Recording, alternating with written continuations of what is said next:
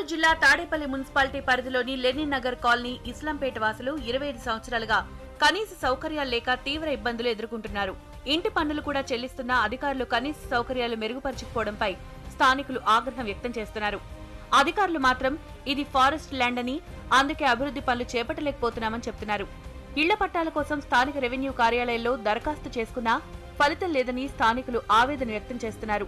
జిల్లా collector, RDO స్పందించి బస్తీ సమస్యను పరిశీలించి ఇళ్ల పట్టాలు మంజూరు చేసేందుకు తగిన చర్యలు చేపట్టాలని విజ్ఞప్తి చేస్తున్నారు.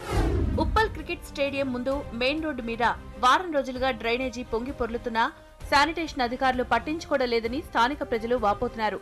నిత్యం రద్దీగా ఉండే ఈ రోడ్డు మీద డ్రైనేజీలు వారం రోజులుగా పొంగుతున్నా అధికారులకు కనిపించడం లేదా అని ప్రశ్నిస్తున్నారు.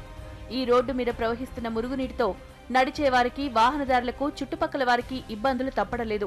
జీహెచ్ఎంసీ, జలమండలి అధికారులు స్పందించి సమస్యను పరిష్కరించాలని కోరుతున్నారు. విశాఖపట్నం మధురవాడ కార్షెడ్ శ్రీ వీరాంజనేయ దోబీ సంఘం దోబీలకు కనీస వస్తువులు కల్పించాలని జీవీఎంసీ అధికారులని కోరుతున్నారు.